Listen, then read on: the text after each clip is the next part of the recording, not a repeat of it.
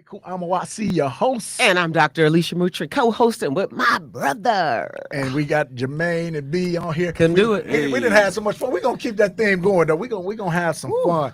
But we can't start the show before we get our P and P's on. People say, well, what's the P and P's? The first P is what we need to get permission from the elders. In the tradition of our ancestors, it is customary to get that permission to speak.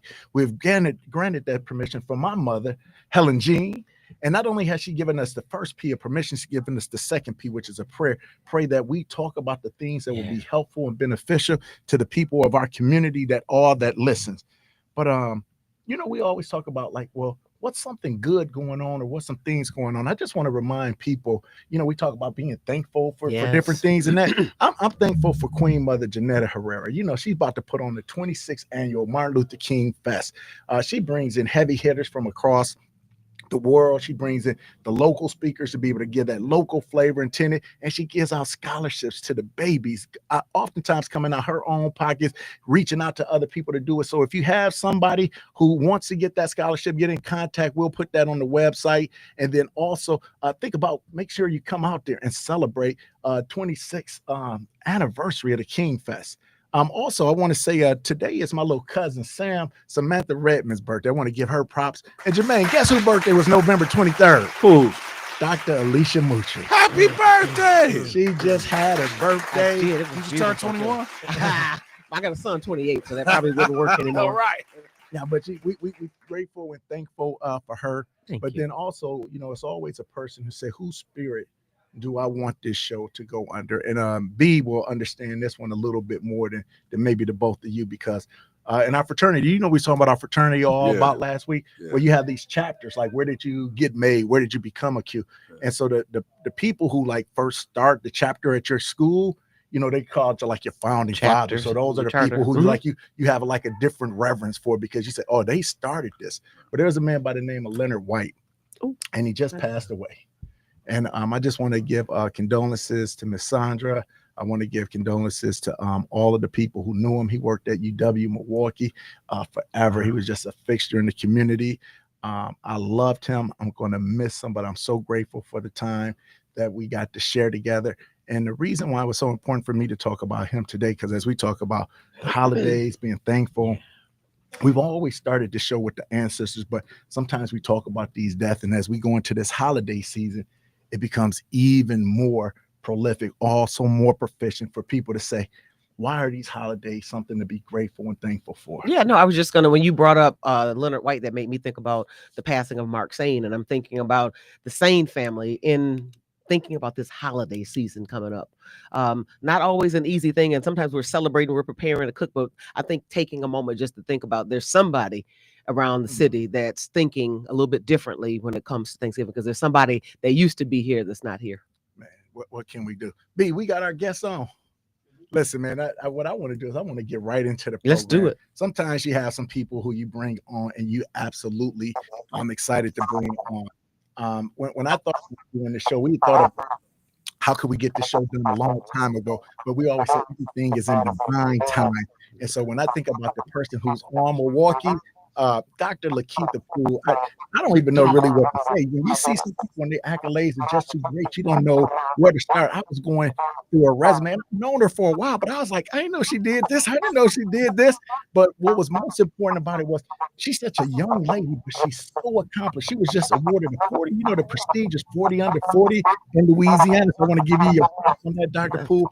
But not only that, I want you to know that she ain't that old, but she done been working at LSU for 15 years. She's the assistant athletic director over there, and she's doing great things in the sports psychology department.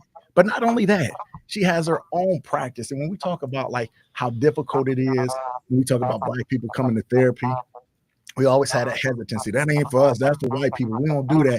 But she created something called Small Talk. And what started off as a private practice, what she was going to do, it grew into a group practice. When something grows into a group practice, that means it was so successful that it was a need for more. But not only that, she had the space to bring other people on. But if that wasn't enough, she got her own. There can be more. There can be more. Come on, there can be more. My goodness. But when we talk about that, it's we think about what we do. And what I love about our show here, what we get to do at Nyumba Upendo, is we talk about mental health, but we talk about at the intersection.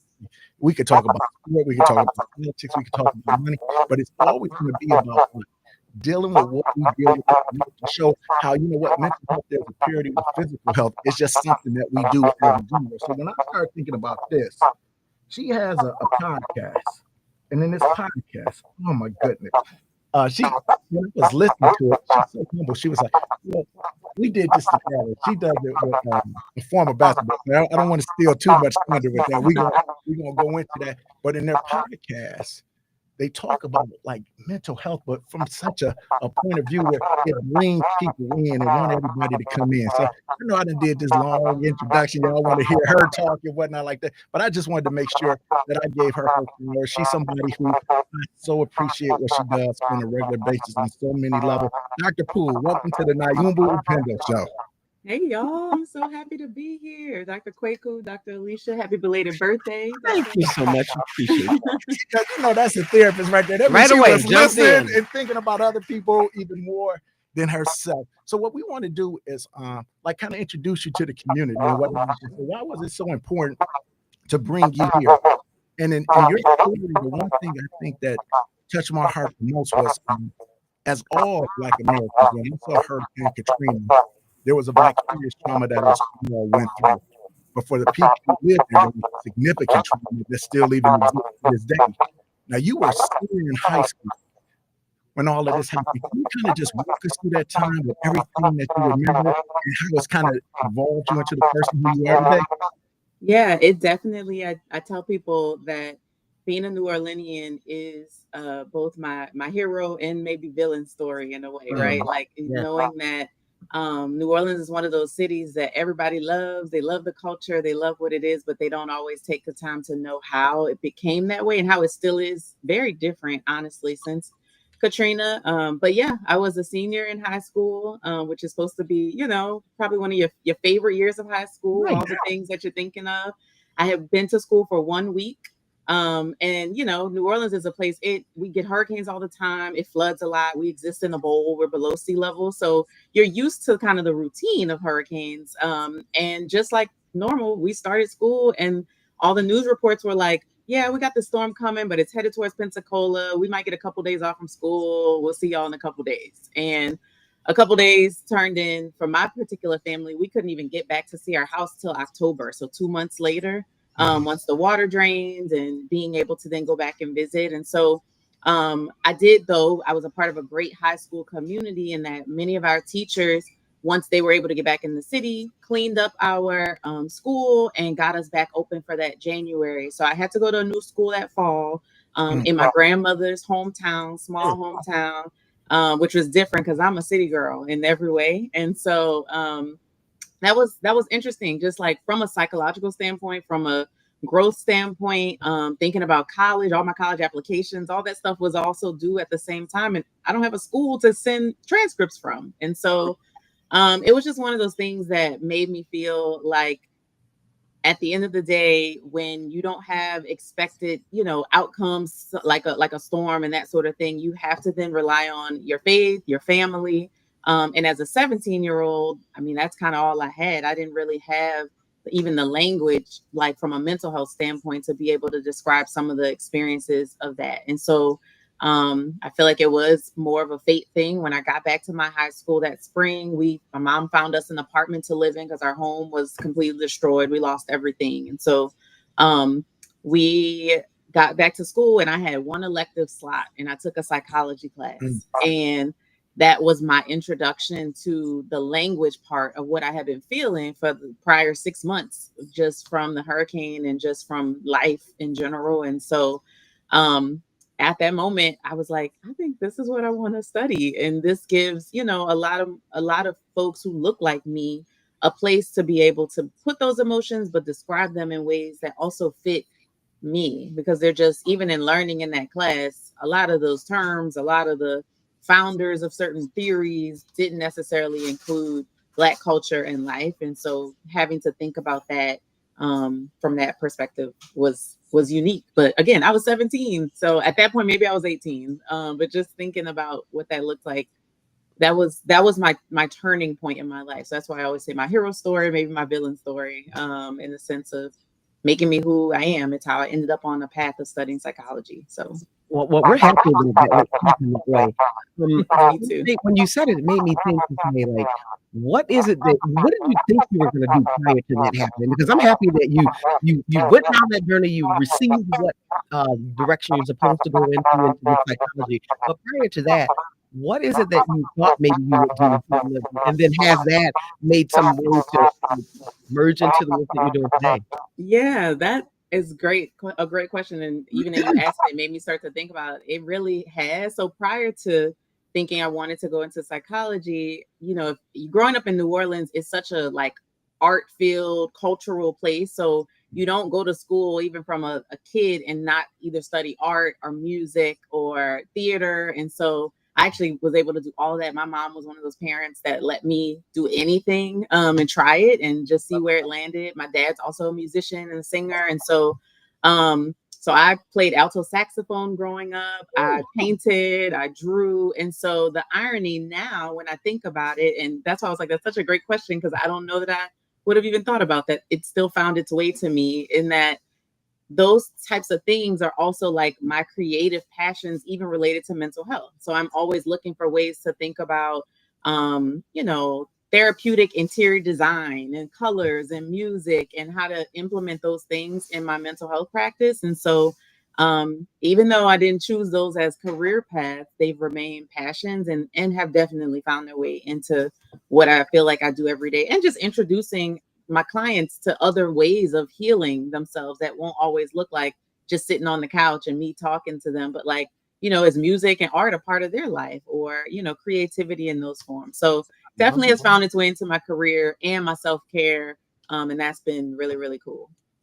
And so, when I think about kind of going back to what you said before, like you said, my hero and villain, whenever you look at comics, you hear the Jew type of devastation, some type of tragedy that builds to that.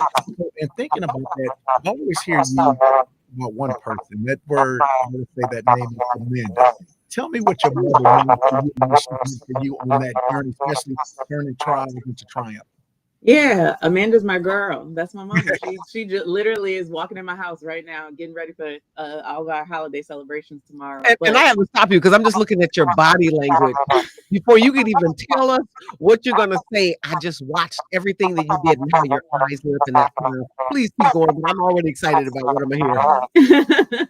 That's my mom. And I'm an only child, so we obviously have a close bond, but definitely as somebody who, her generation wasn't one that maybe talked a lot about mental health and wellness, but I also know she led so much by example of being a single mother and trying to figure out how to make sure that I had this well-rounded experience, like I alluded to earlier, and that she was one of those parents that she let me try it all: dance, music, art, and let me find my way, and listened in a way that, I don't know necessarily, particularly a lot of Black parents maybe don't always have the skill and the language of what to call that. And so, I'm grateful for her, because I think because she allowed me to have the freedom to be able to just be me or discover who I was, it created a level of openness to be able to know that when life challenges do come, you'll get through it, and that's both on the faith side, on the psychological side. And so,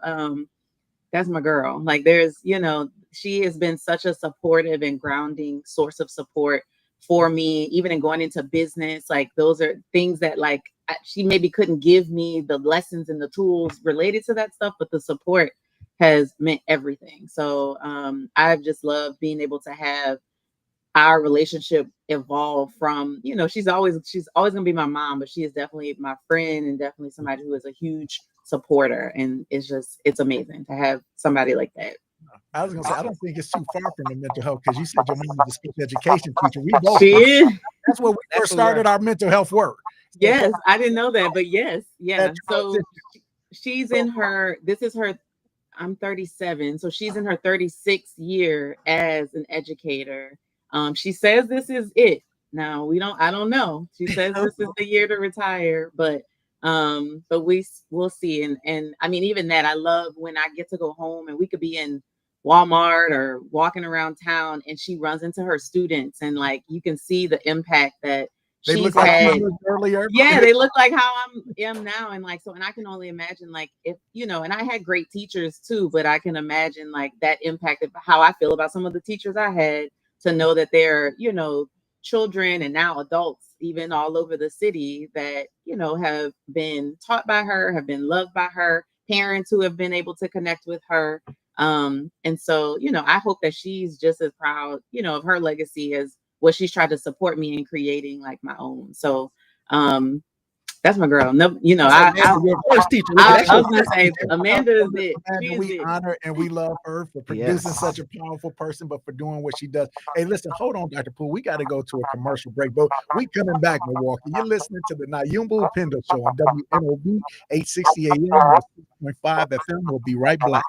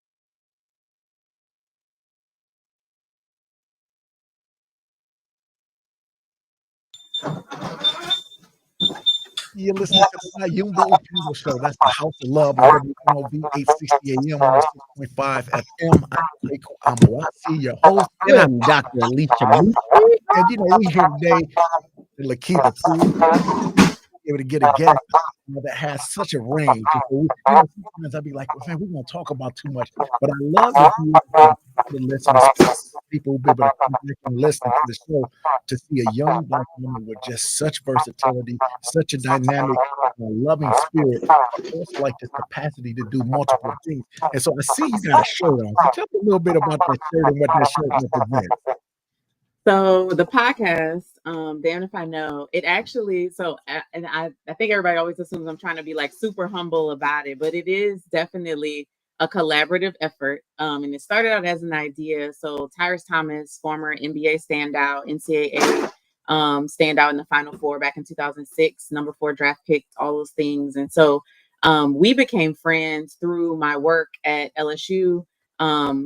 Maybe almost a decade ago, and just have stayed connected. And he's always been super passionate around mental health.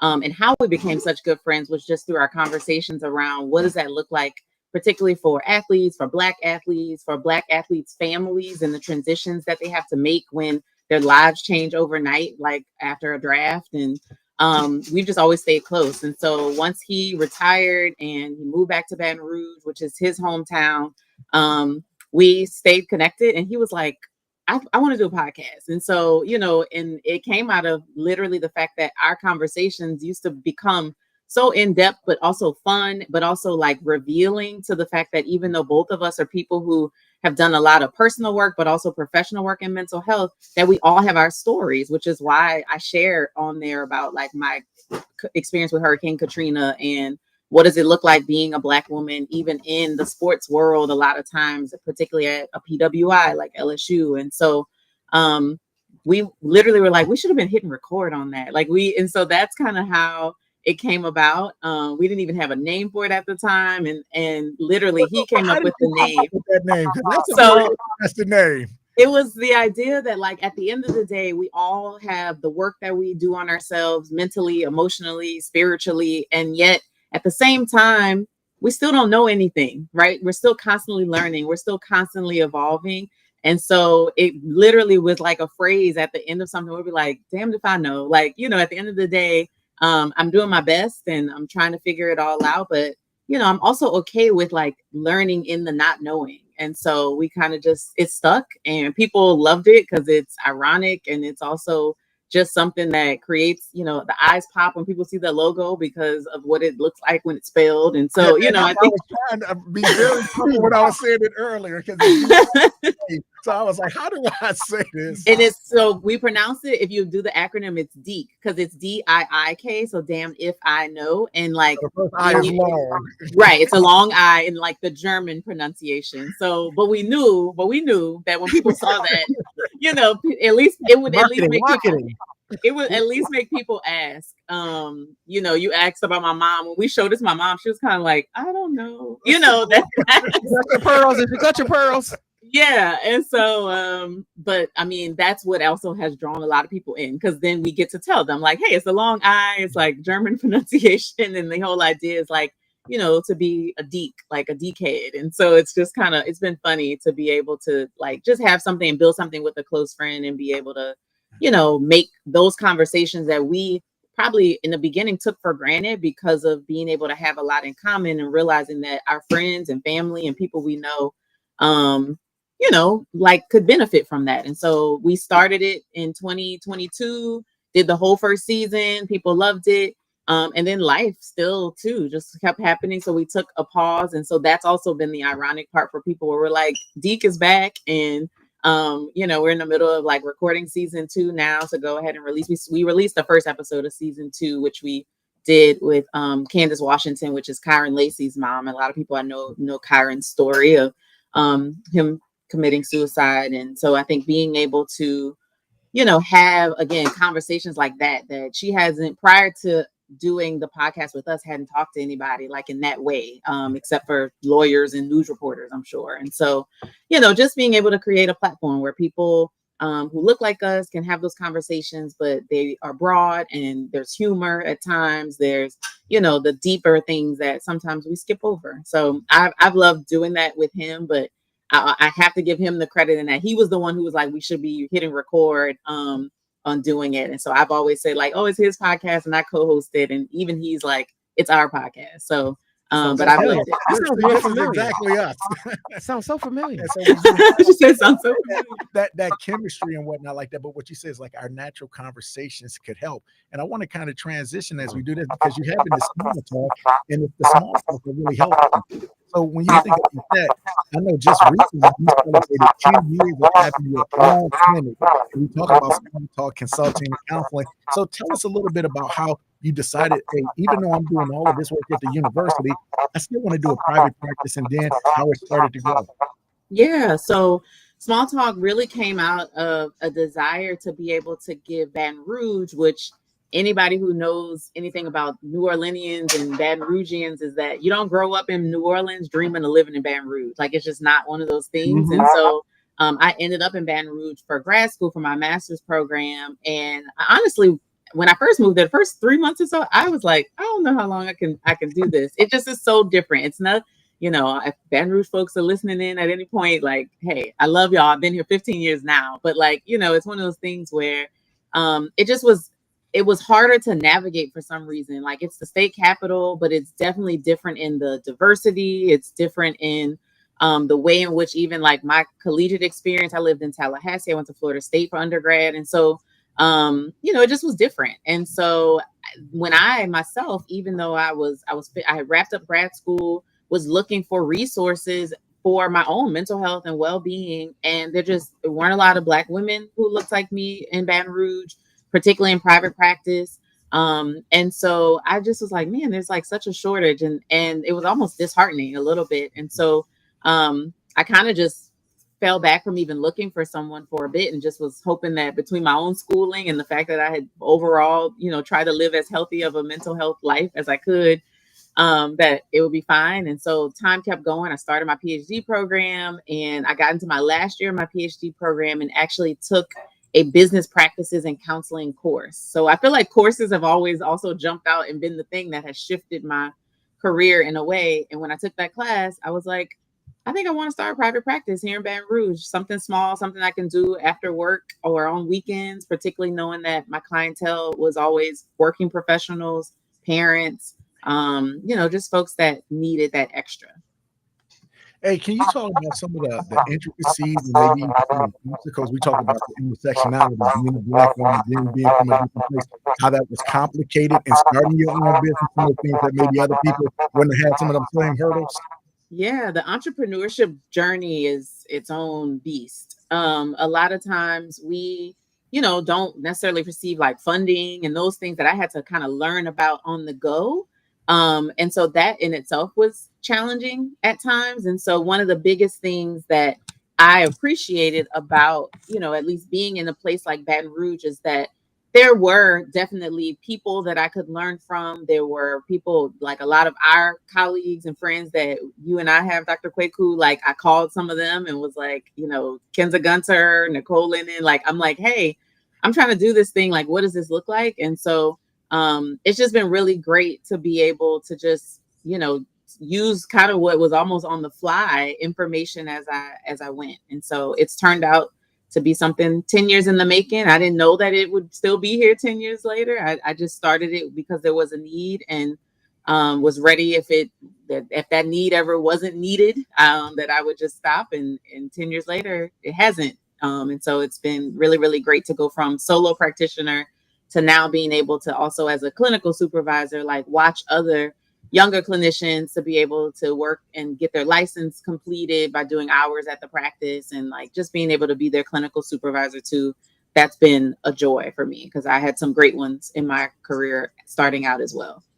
Okay, listen, we got to take another break real quick, but hold on with us so because we're fast. coming back with it, loving everything that we're hearing. You're listening to Dr. Lakeitha Poole on Nyumba Upendo, the House of Love on WNOV 860 AM, 106.5 FM. We'll be right back.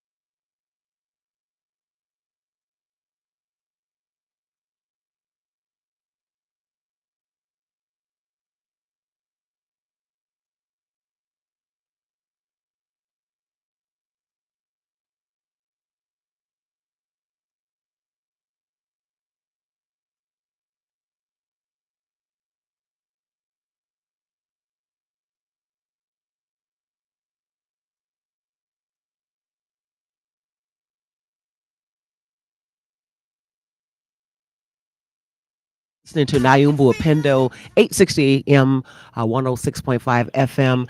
If you've been listening, you've been hearing us talk to Dr. Poole, and you told me to be prepared for this guest, and she is absolutely dynamic.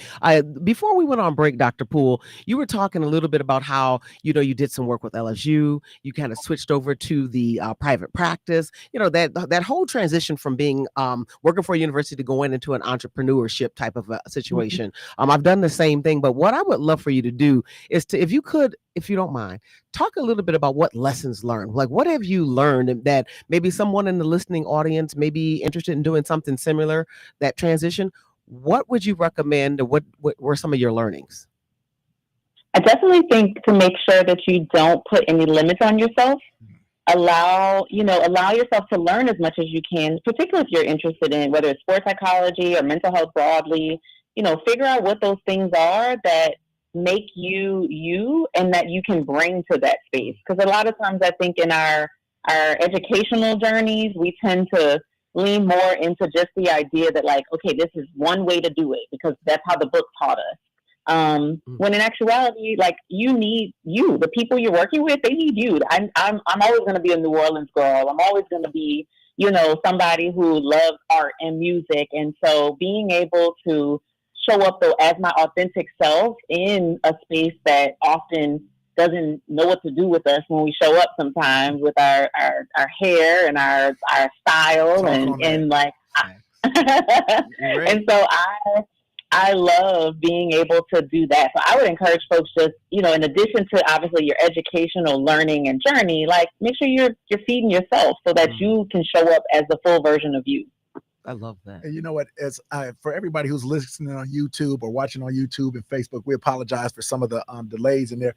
But Dr. Poole, you know this as well as I do. When we work in the field that we do, you have to be able to adjust on the fly. You got to pivot. Make sure pivot. You got to pivot without missing a beat. And so we got a picture of you on screen with all of these rings on your finger and everything like that. So what I want you to do is to talk about, like, really, and I know sometimes I'm a clinical psychologist by trade, but because when you work with a sports team, people want to call you a sports psychologist. And it's like, so no, I'm a little bit more than that, but it kind of gets stuck with you. And I would imagine you specifically being with all of the successful teams that you're on, and because it being one of your major gigs is there. But can you tell me a little bit about your journey, how you rolled into the sports psychology, and what are some of the beautiful things that you've learned in this evolution as you grow?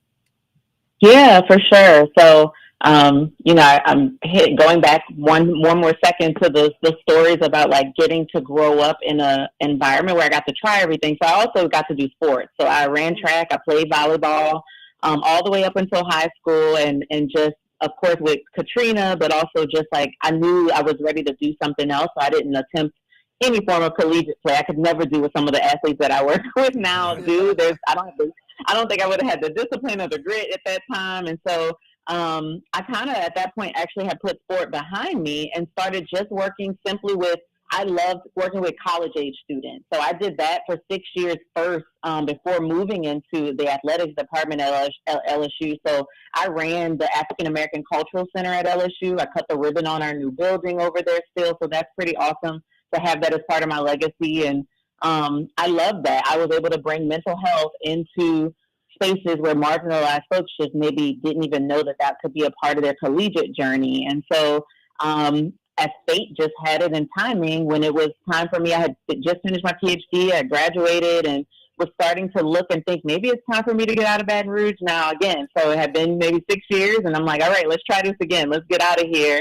And then the opportunity in LSU athletics popped up as an assistant director. And so I was like, I think I can do that. I didn't know that this was even more so like it was a growing, I guess, field at that time. That was 2016. I mean, it was definitely around, but just hadn't necessarily reached the universities in the capacity that it has now. And so applied, interviewed. They were like, where have you been? We see you've been on campus for all these years. And I'm like, I just was on the other side. Just didn't come look for me, And so it's been cool to just see the level of autonomy that they've allowed me to have to bring that program into what it is now, because it was more bare bones back then. And that's not to say anything about what it looked like before, but I think they just didn't know, and there wasn't somebody willing to like be a builder. And I've learned that about myself, and that's one of my like titles in a way, is like I'm a builder, and I think that's part of my calling. Is I enjoy getting in there, seeing what the challenges are, figuring out what doesn't work, and then asking questions like for the people who use the resources. So our athletes know I'm always going to ask, like, does this work for you? Does it not work for you? And along the way, it's just been cool to collect some hardware and have some rings and have traveled with teams, across the country during different opportunities. And so that's just been really cool. Like just to be able to do that in both the collegiate space and through my private practice. I've had some contract work with pro teams like the Warriors. So I also have a championship from there, and that's pretty cool. Because you can't just roll You through just, that. you just said that like I just went to the grocery store. And because I was doing some snooping. I was on your IG page, and I was looking, and I said, this Dr. Poole, but it's a Golden State jersey that say Poole. And when I looked at it, the only reason I bring it up, because I don't like to bring up athlete's name, but that Poole actually grew up in Milwaukee, Wisconsin. And actually, I went to college with his dad. My son played basketball with him. Yeah. Oh, and another connection, Dr. Poole and I have a little joke that we always do, because she had did a NCAA conference in Louisiana where it was speaking to the students of the whole body during the Final Four. And it was this little man named Austin Moutry. Yes. I say that because he's my nephew. And but Lakeitha, Dr. Poole got a chance to meet him and whatnot. Wow. But Dr. Poole, this is his mother. That's my sunshine. Oh my gosh. Yes. Oh, that warms my heart. I did not know that prior. That's amazing. Right. He's So amazing. you know how you were just smiling about Amanda? I was just smiling when he was leading up to the story, No, because we're so proud that's of the all connection. that he Absolutely. does. But for him to be in contact, I remember when he had called me about you, he was like, do you know Dr. Poole? And I was like, yeah. I was like, we do a lot of work together as far as like conferences, and we see each other. And he was like, she was so amazing. He just kept talking and talking and speaking about you. But I want you to kind of talk a little bit about this. And this is a hard two-part question. If you can tell us the difference between working with the collegiate space and the pro space, but then the different nuances of working with women in the collegiate and the pro spaces that most men don't have to deal with. Yeah.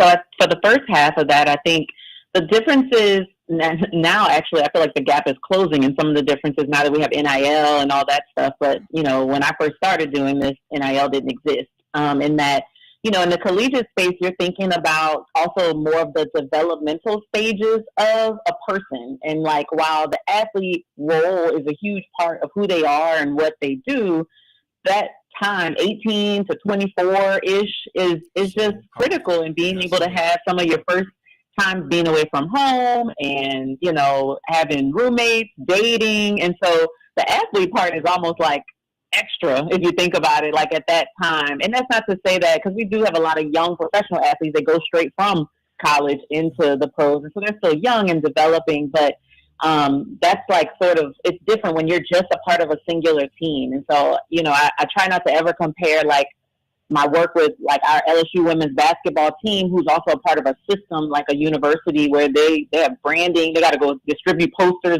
across town and do all that stuff. The pros, you don't have to do that. Like there's a billboard probably with whoever your hottest player on there is, and people are going to come because you have a built-in fan base of an entire city. But I will say again, that gap's closing, because in a city like Baton Rouge, I mean, everything is purple and gold. Like there's no separation. He loves that, of course. I saw that.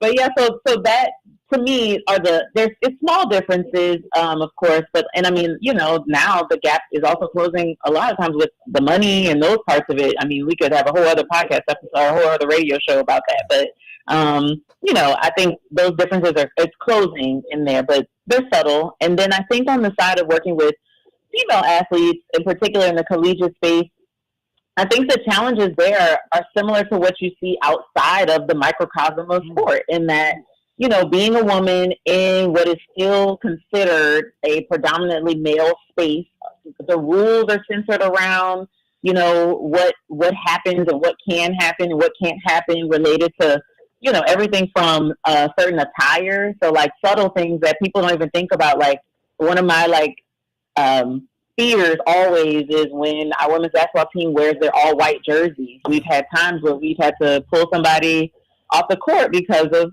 things that we were like, oh, we don't want that on TV, for her well-being, and just like things that the equipment room, which maybe is all male, doesn't think about, and so it's just subtle things like that, traveling with teams and realizing that there's only locker rooms for guys and not for women. Like there's only male coaches locker rooms for us as staff to change in. So just things that even our athletes sometimes don't realize and until they have those moments. And I appreciate that it doesn't discourage them, because I do think this generation of athlete and young athlete they are the protesters and the folks that are really ready to ride out for themselves. So I think that they're in capable hands and they're going to be fine. But those are just some of the things that stand out from experiences so far.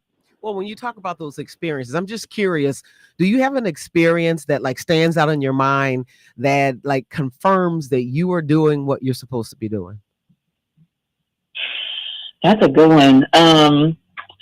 I think probably just the fact that every time I'm able to now, after having been in the athletics department for 10 years, turn on the TV and see a former athlete, whether it's from a professional space or more from collegiate space, maybe not even still playing their sport anymore, but doing something that they just love, like seeing them as a whole person, whether they're now a business owner or they're doing something totally, different than what they were doing when they come back for games and homecoming and visit. Like those are the moments for me where I'm happy I got to be a part of one part of their journey when they were with us, but I actually feel more aligned with what I'm supposed to be doing when I see that they're still okay after, like that they've taken the tools and the conversations and the lessons and have moved into, being the best person that they can be and walking in their purpose.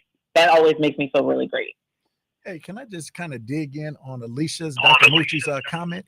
I want you to tell us about a time, and I'm very sensitive to this being a man, that I know there's some places where I'll be like, oh, this is probably not the best spot for me. And then I see you, and I see, the Dr. Kenzes, I see the Angels, I see the Nicoles, everybody where I'll be like, this is where they need to be. Where has it been a time where you said, I was absolutely the right person at the right place at the right time? And no disrespect or shade to the men, but saying this was something where I knew that my personal presence made all the difference. I think probably one of the ones that stands out the most is my experience that year with the Warriors. And I say that because when I got there, so I was contracted for the 21-22 season, so that's the last championship that they won. And I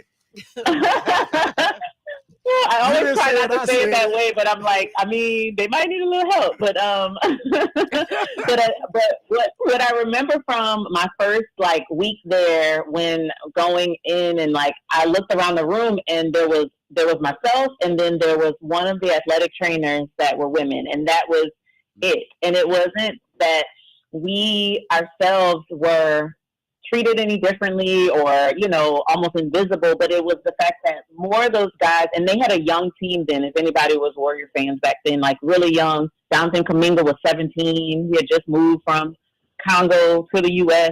There were certain elements of that specific team that was so young and was so connected to, I think, just the feminine energy. And I recognize that as somebody who doesn't go in thinking about how can I, leverage my womanhood in this moment. I recognize that myself and Danny, who was the athletic trainer at the time too, she and I think our presence just allowed them to feel like they had sisters and aunties around that could be safe spaces for them, or friends, because at the same time, some of, that team was very young and also very veteran based. It was almost two extremes. And so some of the higher known players are the same age as me. And so I think being able to have my presence there just to be able to be someone who both looked like them in the sense of maybe culturally, but gender-wise, be able to be a support that felt familiar.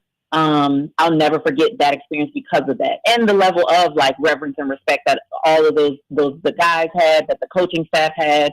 Coach Kerr is one of my favorite people on the planet. He's just amazing. And so, and they all also always acknowledged that level of femininity that I think they knew they needed around. So that was pretty cool.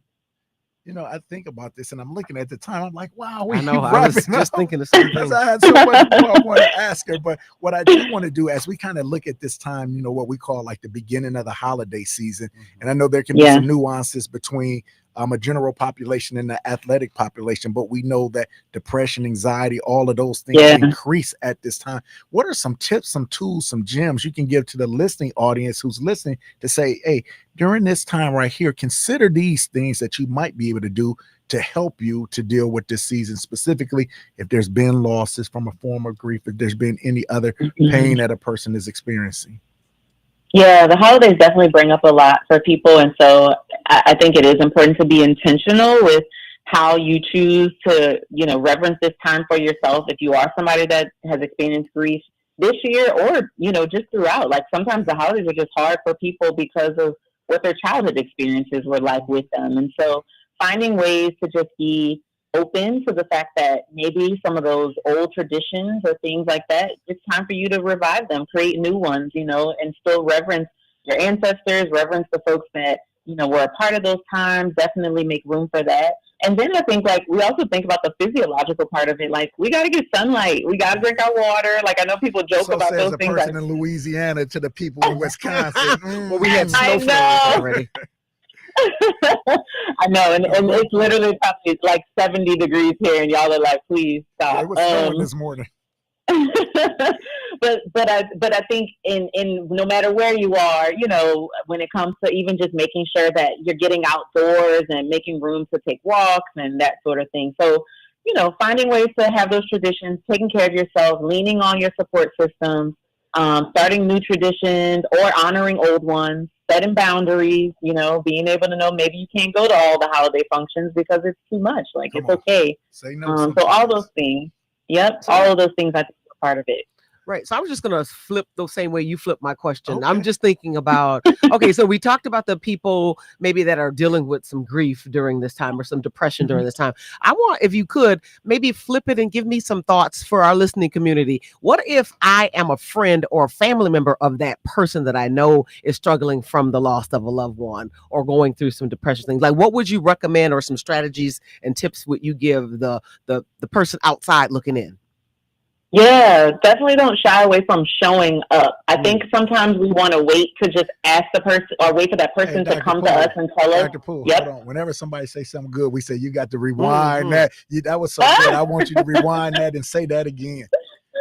Definitely do not be afraid to just show up. Like, show up, right? And again, by showing up, I just mean don't wait until that person who you know may be struggling, they're not going to likely ask. You know, they may have subtle ways that they show that they're in need, but a lot of times for any of us wanting to support somebody who's going through anything, but particularly grief, you may have to be able to find unique ways to be able to say, instead of saying like, hey, let me know if you need something, say, hey, I'm at the grocery store grabbing a couple of things. Like, can I get you something? And that way it puts them in a spot where not pressure, but it allows them to not have to put so much thought into making the ask. Like, taking the ask off of people's shoulders, I think is just a really good way to be able to help people when they're grieving. So, you know, just show up, like be able to do what you would want somebody to do for you in a moment like that. And still let them lead, let them tell you what they need. Don't just do, but like be able to show up and take some of those burdens off by just being able to be thoughtful.